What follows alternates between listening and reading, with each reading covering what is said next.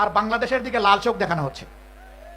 বন্ধু, এটা তিতুমিরের বাংলাদেশ, হাজী শরীয়তুল্লাহর বাংলাদেশ, শাহ মখদুমের বাংলাদেশ। এই বাংলাদেশের দিকে চোখ রাঙাবেন না, হুমকি ধমকি দিবেন না। পার্শ্ববর্তী দেশ আমাদের প্রতিবেশী, প্রতিবেশীকে সম্মান করি। আমরা চাই আপনারা শান্তিতে থাকুন, আমরা চাই আপনাদের দেশের ভিতরে মানবিক পরিবেশ তৈরি হোক। আমরা চাই না ধর্মের ভিত্তিতে সেখানে বিভাজন এবং অশান্তি হোক। কিন্তু আমরা দেখতে পাচ্ছি সেখানে শুধু মুসলিম নামের পরিচয়ে মানুষকে নাজেহাল করা হচ্ছে, আর বাংলাদেশের দিকে লাল চোখ দেখানো হচ্ছে। বন্ধু, এটা তিতুমিরের বাংলাদেশ,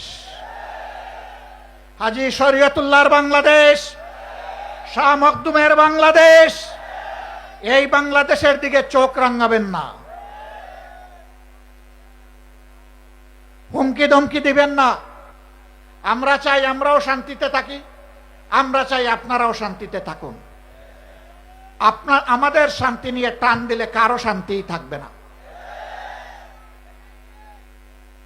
আমরা বিশ্ব সম্প্রদায়ের প্রতি আহ্বান জানাবো, এখন সেখানে যে মানবিক বিপর্যয় চলছে, আমরা এই ব্যাপারে আপনাদের বক্তব্য জানতে চাই, আপনাদের পদক্ষেপ দেখতে চাই। এই বিপর্যয় বন্ধ হোক। আমরা বাংলাদেশে কোনো সাম্প্রদায়িক অশান্তি সৃষ্টি করতে কাউকে দেব না। এই দেশ মুসলমান, হিন্দু, বৌদ্ধ, খ্রিস্টান সকলের। এদেশে যারাই জন্মগ্রহণ করবে তারা সমান মর্যাদার ভিত্তিতে নাগরিক অধিকার ভোগ করবে। এটাই বাংলাদেশের ঐতিহ্য। আমরা যে কোনো মূল্যে এই ঐতিহ্য রক্ষা করব ইনশাআল্লাহ। আমাদের ঐতিহ্যের দিকে কেউ যেন কালো হাত এবং নখর না বাড়ায়। যদি বাড়ায় তাহলে 20 কোটি মানুষের 40 কোটি হাত তা রুখে দেবে ইনশাআল্লাহ।